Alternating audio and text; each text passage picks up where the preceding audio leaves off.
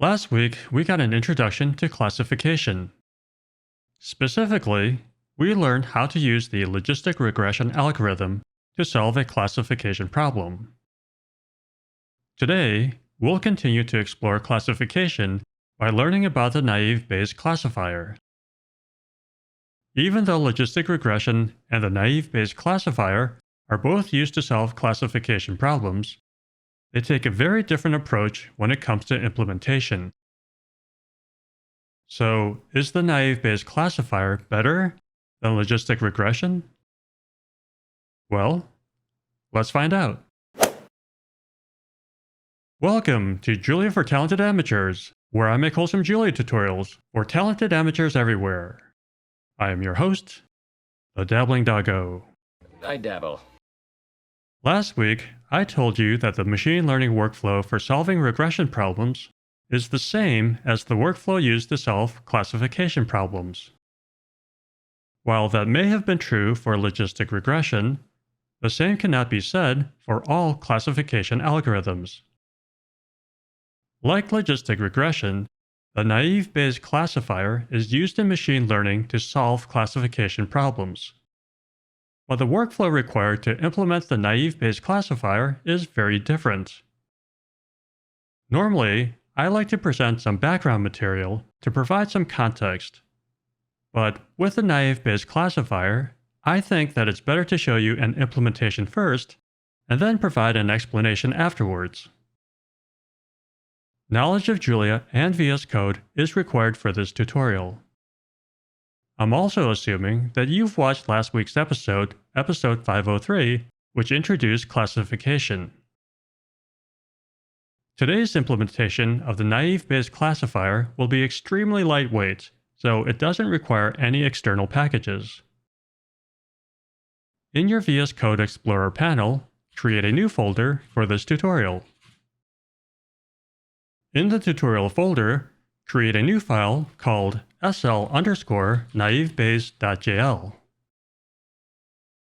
Launch the Julia REPL by using Alt-J, then Alt-O. Change the present working directory to your tutorial directory. And that's it. Now that we're all set up, let's take a look at today's dataset. For this tutorial, you will need a dataset that you can download from my GitHub repository. There's a link to it in the description below. You can save it by right-clicking on it. When you download the file, save it to your tutorial directory. It's a CSV file called tennis.csv that contains 5 columns. We'll be using this dataset as our motivating example to learn about the naive Bayes classifier. The first 4 columns are the inputs, and the 5th column is the output. The dataset contains 14 samples, with each row representing a different day. The features called Outlook, Temp, Humidity, and Windy describe the weather report for the sample days, and then the 5th column records whether or not the subject played tennis on that day. Like all supervised learning problems, we will be providing our computer with both the inputs and the outputs, and then our computer will try to come up with a function that estimates the relationship between the inputs and the outputs. We will use the information that our computer has learned from this data in order to predict whether or not the individual will play tennis by using new weather forecasts as inputs. Like last week's project, this is an example of a binary classification problem, because the output will either be yes or no. The dataset appears in several different places online, so I'm not sure who the original author is, but I'm attributing this dataset to Kaggle, or Kaggle, since they have this dataset on their website. Now that we've stored our data on disk, let's load it into memory.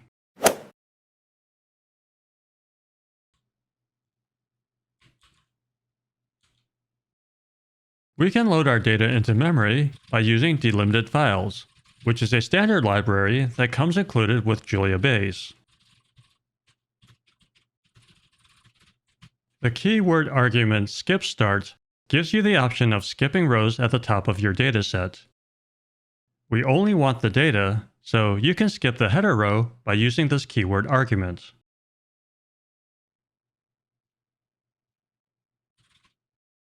Our data is now stored in memory as a matrix, but when using Julia, it's often convenient to store your data in separate column vectors. So let's do that.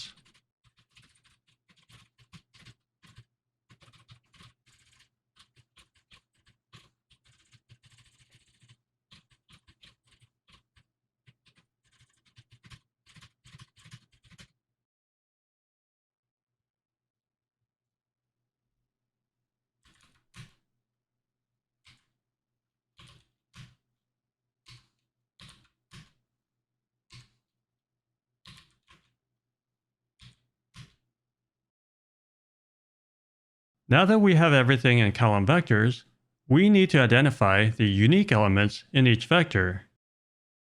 Fortunately, Julia has a built-in function for that.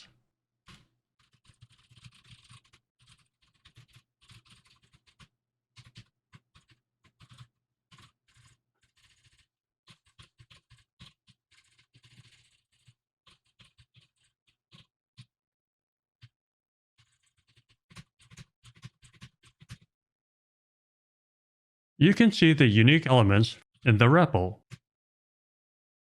There are 3 unique elements for column X1, which contains the Outlook feature: sunny, overcast, and rainy. You can go through each column vector to see their unique elements.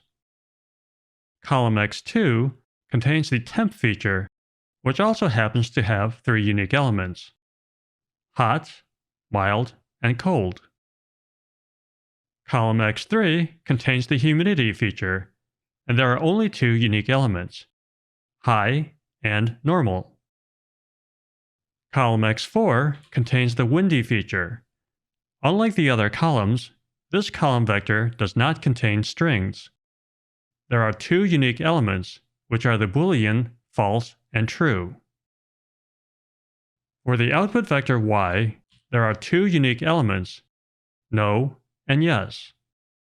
Yes, meaning that the individual played tennis on that day, and no, meaning that the individual did not play tennis on that day. When implementing the naive-based classifier, this output vector is very important. So let's gather some information about it.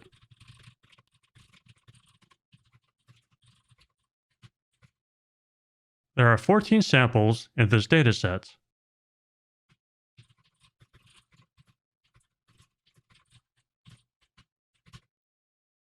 Of the 14 samples, 9 of them have the output of yes. Count is a built-in function from Julia base. That x followed by an arrow is Julia syntax for an anonymous function.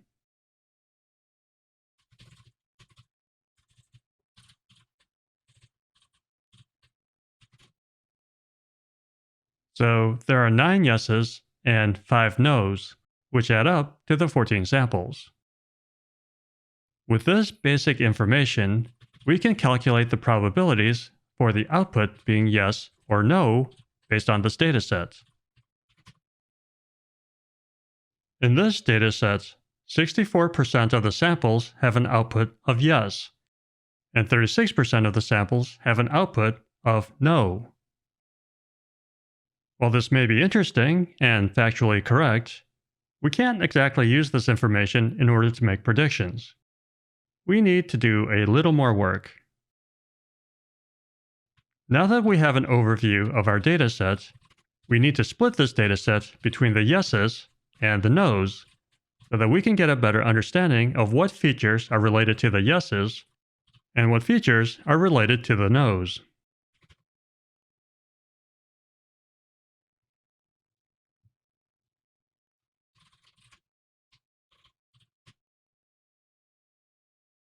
As you can see, this code created 2 additional matrices, one for the yeses and one for the nos. Let's start with a matrix containing the yeses. we will need to get a count for each unique element for all 4 features. The first column contains the elements for the Outlook feature.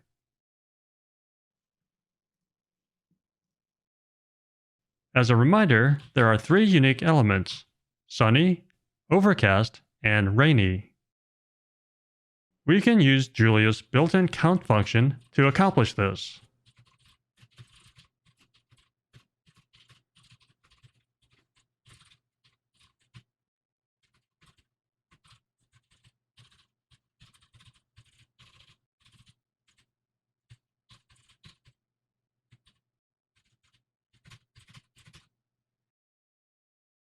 So, of the 9 samples that have an output of yes, 2 have an outlook of sunny, 4 have an outlook of overcast, and 3 have an outlook of rainy.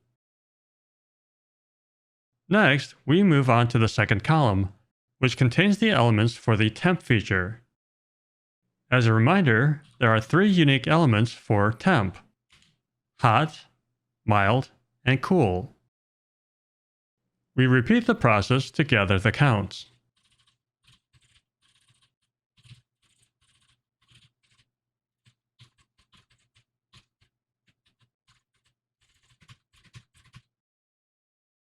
So, of the 9 samples where the output is yes, 2 have a temp of hot, 4 have a temp of mild, and 3 have a temp of cool.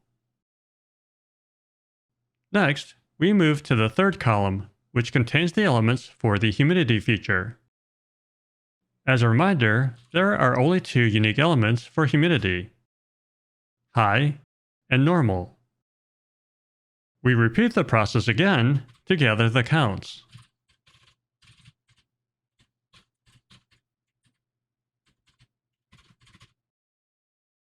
So, of the 9 samples where the output is yes, 3 have a humidity of high, and 6 have a humidity of normal.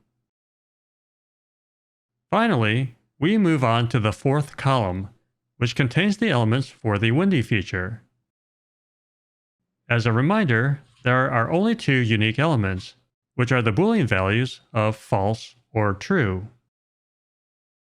We repeat the process one final time to gather the counts.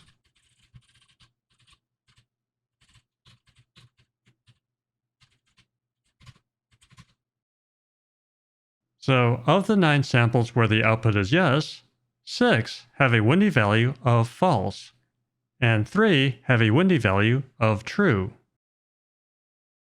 We have now accounted for every element for each feature in our dataset where the output values are yes.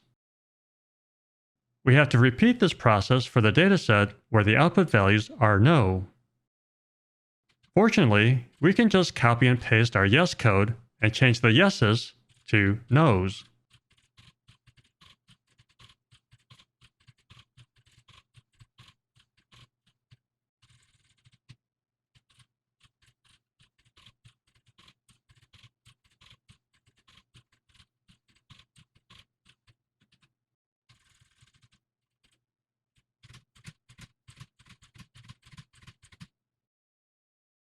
Since there are 5 samples where the output values are no, the counts for the elements for each feature should add up to 5. And that's it. Believe it or not, we have all of the information that we need in order to make predictions using the naive Bayes classifier. In order to make predictions using the naive Bayes classifier, all you need are some equations. For our first example, let's make a prediction of whether the individual will play tennis based on 2 new features. The first feature is for the outlook, which is sunny, and the second feature is for the temp, which is hot.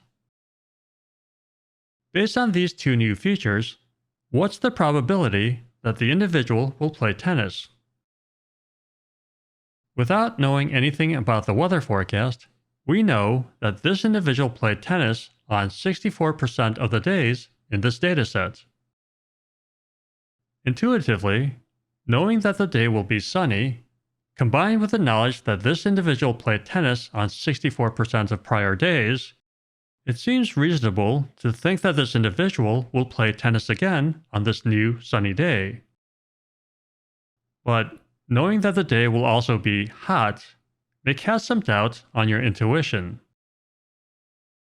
How can we make this prediction in a more rigorous way so that we don't have to rely on our sketchy intuition? Well, let's go through this example and see how it goes.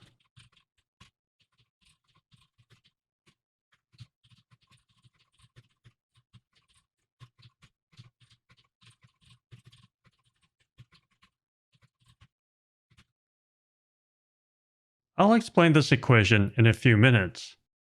For now, let's use the same equation for the nose.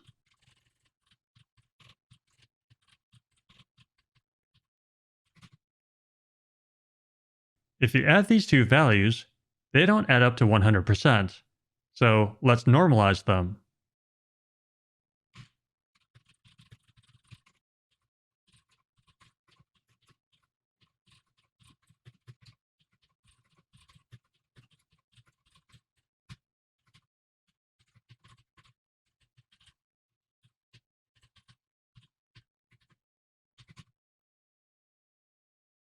So, according to these equations, the probability of the individual playing tennis when the outlook is sunny and the temp is hot is 27%, which means that this is a negative output.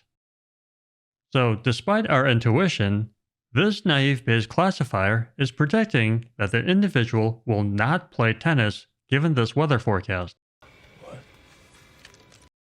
Okay, so what just happened? How was the naive Bayes classifier able to make this prediction? When did it build a model? What about the hypothesis?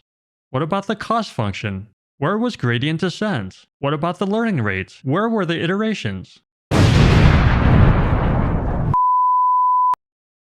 There's a lot to unpack here, so let's go through this in more detail. What you just witnessed was the naive Bayes classifier in action. Let's talk about process first before getting into the math. When we learned about linear regression and logistic regression, the workflow was nearly identical.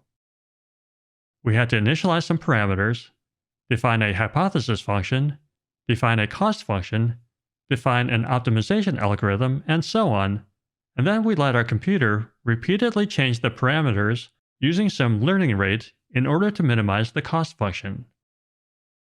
When it came to the data, we simply uploaded the data into memory, and then we didn't really touch it again.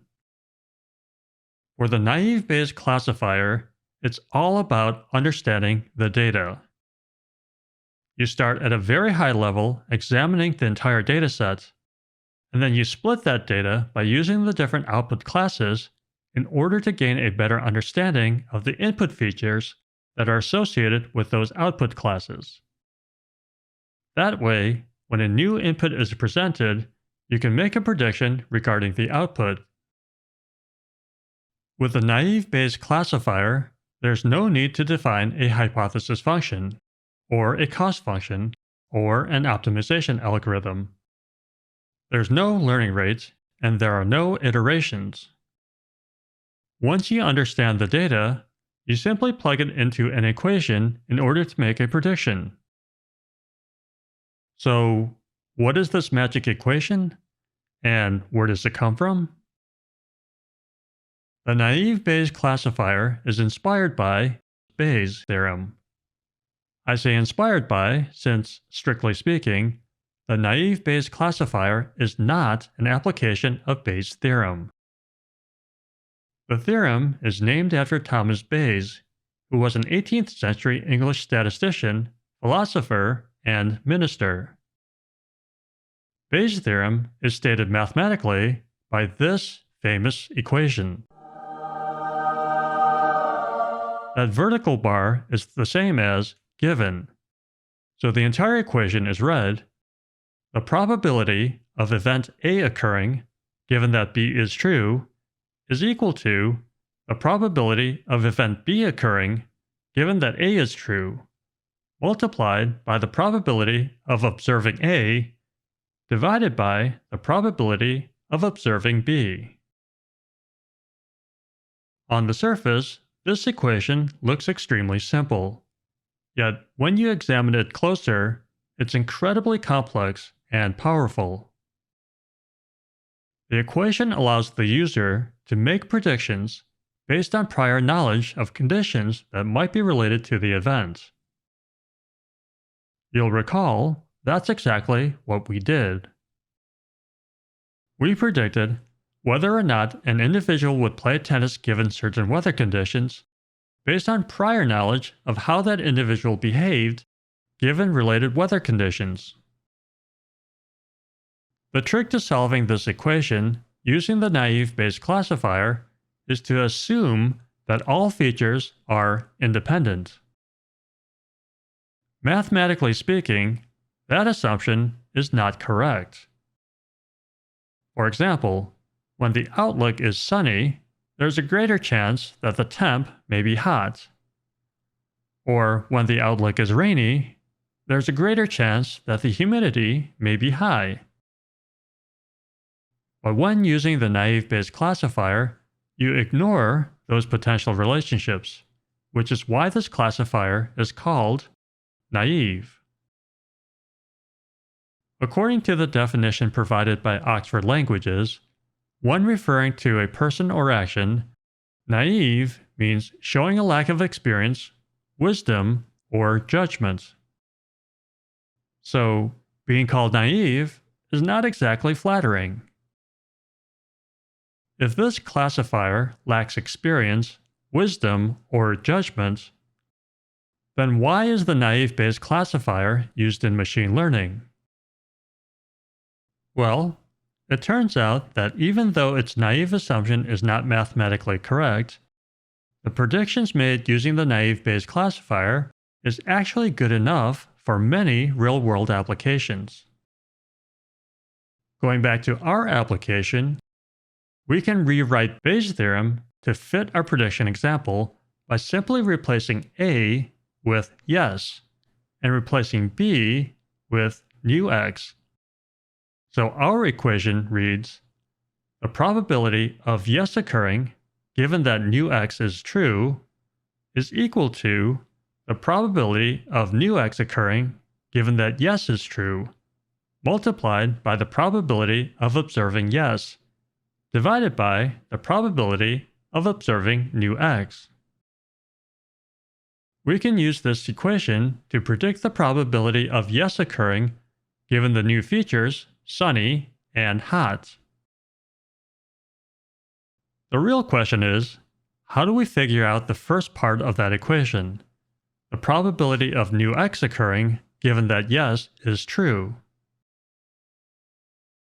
In order to answer this question, we need to know the probability of sunny days from the dataset where the output is yes. We also need to know the probability of hot days from the same dataset where the output is yes.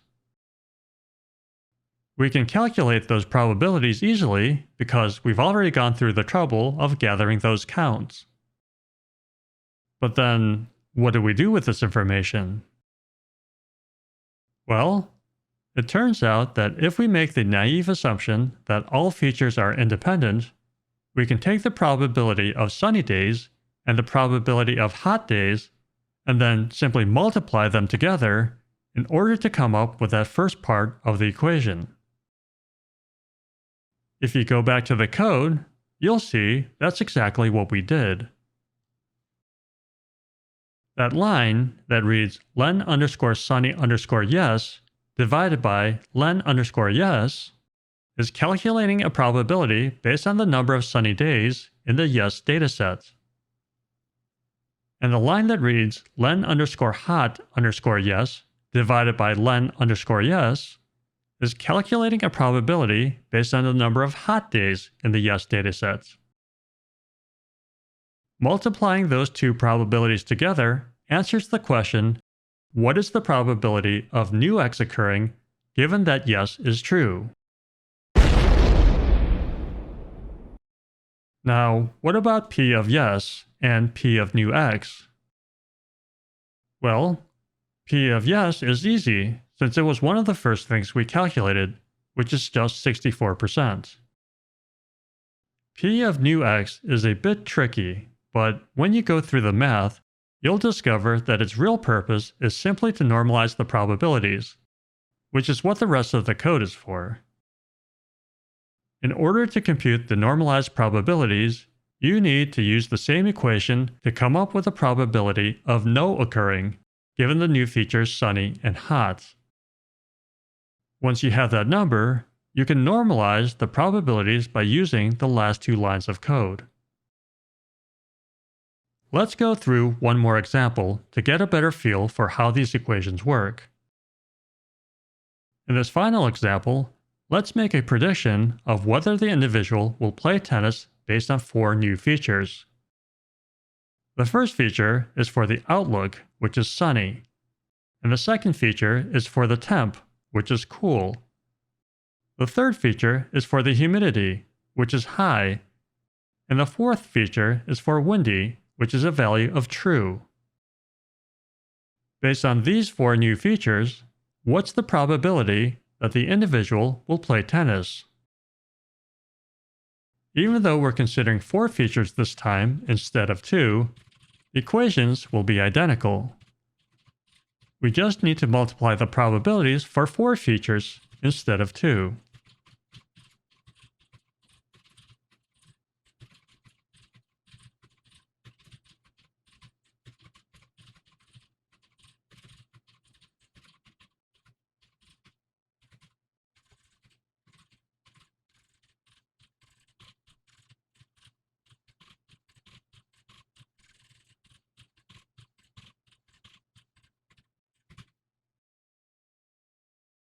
Just like we did last time, we need to normalize the probabilities. These equations are exactly the same as before, so you can just copy and paste them from above. So, according to the naive Bayes classifier, given that the weather forecast is calling for a sunny and cool day with high humidity and windy conditions, the probability that the individual will play tennis is 20%. Since this is a negative output, the naive Bayes classifier is predicting that the individual will not play tennis given this weather forecast. I'm sure there's a more elegant way to implement this code with more automation, but I think that it's instructive to see the manual calculations to gain a better appreciation for what the naive Bayes classifier is doing. I got these examples from 2 different videos from 2 different YouTube channels that cover a variation of this tennis dataset. The first example is from the YouTube channel of Krish Naik, and the second example is from the YouTube channel of Yogesh Murmka. I provided links to both of their videos in the comments below. Let's take a few minutes to process what we just saw. Today, we continue to explore classification, which is a major subfield of supervised learning. Specifically, we learned about the naive Bayes classifier. What we witnessed today did not look or feel like machine learning or supervised learning, since it was so different from linear regression or logistic regression. So is the naive Bayes classifier really supervised learning? Going back to the Wikipedia definition of supervised learning, quote, supervised learning is the machine learning task of learning a function that maps an input to an output based on example input-output pairs. In other words, the user provides both the inputs and the outputs, and then the computer figures out the relationship. That's exactly what we did today using the naive Bayes classifier, so it fits this definition, even though it looks and feels different. So what are some of the pros and cons of using the naive Bayes classifier versus some other approach like logistic regression. With logistic regression, you're more likely to generate better predictions. The downside is that it's relatively difficult to implement, and it's generally slower. With the naive Bayes classifier, you're more likely to get adequate predictions, but not best-in-class results. The upside is that it's relatively easy to implement, and it's very fast. There's nothing fancy about the naive Bayes classifier. It's literally just counting and performing arithmetic, so it's very scalable. Our implementation is written entirely using Julia Bayes, with no external dependencies, so it's simple, lightweight, and fast. The naive Bayes classifier is like the workhorse of the machine learning world. It may not be pretty, but it works. If you learn only one thing during this 13-part series, make sure that you learn how to implement the naive Bayes classifier. As you are no doubt beginning to realize, studying machine learning is not about finding that one perfect algorithm to use for all of your problems. Instead, studying machine learning is about discovering many different algorithms with various strengths and weaknesses. In many ways, the art of machine learning is more about developing the skill of picking the right tool to get the job done. When it comes to solving classification problems, there are many more classification algorithms to consider using in addition to logistic regression and the naive Bayes classifier. So stay tuned for more exciting classification algorithms in the weeks to come. Well, that's all for today. If you made it this far, congratulations! If you enjoyed this video and you feel like you learned something new, please give it a thumbs up. For more wholesome Julia tutorials, please be sure to subscribe and hit that bell. If you like what I do, then please consider joining and becoming a channel member. New tutorials are posted on Sundays/Mondays. Thanks for watching, and I'll see you in the next video.